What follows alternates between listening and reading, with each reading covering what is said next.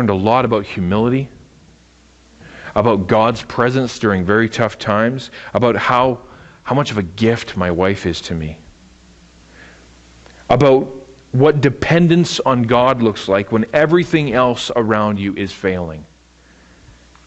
My path didn't begin until I said I would drink the cup. Now, I am by no means perfect. I still rebel from God very often, but I have learned that when I let Him direct my path, especially in the areas of service, when I make Him the Lord of my life, when I'm willing to serve anywhere He wants, and that He wants to put me, doing what He called me to do, designed in the way that He designed me, that I will grow, I will be a blessing, and I will feel God's presence more and more.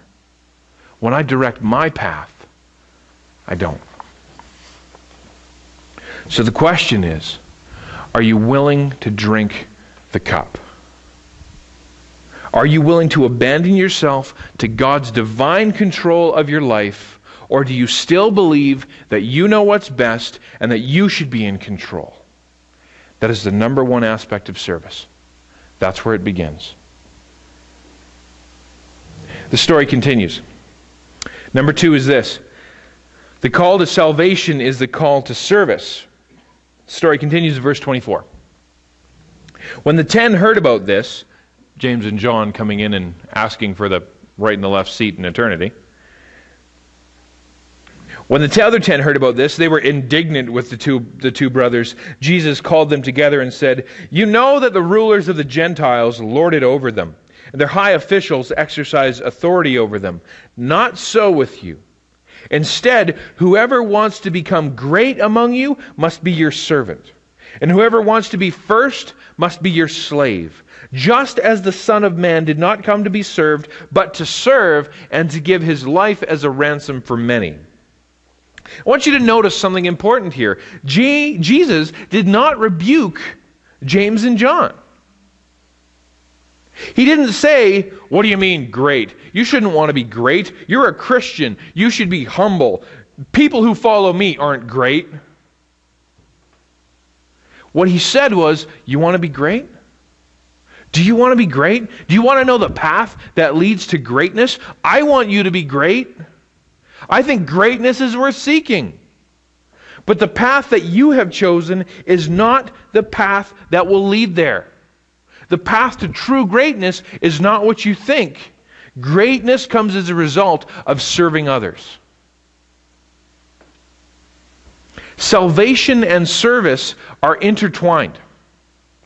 They are two sides of the same coin. They are the hand in the glove. Turn over to Matthew 25, just a couple of pages over, and take a look at Jesus talking to His disciples about the importance of service.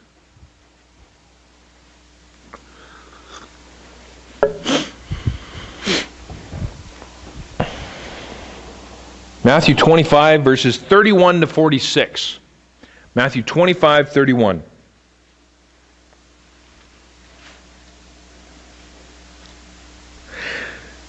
Jesus says, "When the Son of Man comes in His glory, and all the angels with Him, He will sit on His throne in heavenly glory. All the nations will be gathered before Him, and He will separate the people one from another as a shepherd separates the sheep from the goats. He will put the sheep on His right and the goats on His left." At the end of the night, the shepherd would separate the sheep and the goats. Why? Because the sheep were furry and they could spend the night outside, and the goats were not as furry, so they needed to come in because they would get cold. So as a shepherd separates his sheep, so Jesus will separate the nations. This is a picture of final judgment. This is the end. This is the final separation of believers from unbelievers to their eternal destinations of heaven or hell. And I want you to read the pronouncement by King Jesus to those who are believers and to the goats who are non-believers. He says this, "Then the King," that's Him, "will say to those on His right, 'Come, you who are blessed by my Father, take your inheritance, the kingdom prepared for you since the creation of the world. Because I was hungry, and you gave me something to eat. I was thirsty, and you gave me something to drink. I was a stranger, and you invited me in. I needed clothes, and you clothed me. I was sick, and you looked after me. I was in prison, and you came to visit me.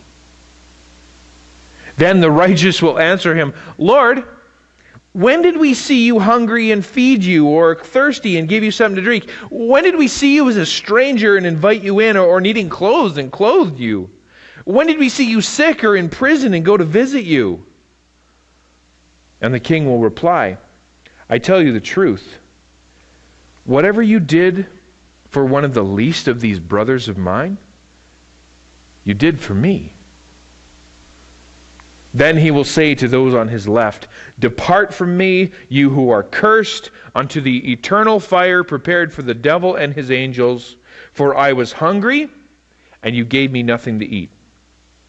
I was thirsty, you gave me nothing to drink. I was a stranger, you did not invite me in. I needed clothes, and you did not clothe me. I was sick and in prison, and you did not look after me. And they will also answer, Lord, when did we see you hungry or thirsty or a stranger or needing clothes or sick or in prison and did not help you? And he will reply, I tell you the truth, whatever you did not do for the least of these, you did not do for me. Then they will go away to eternal punishment, but the righteous to eternal life. Christians do not serve others to get saved. They serve others because they are saved.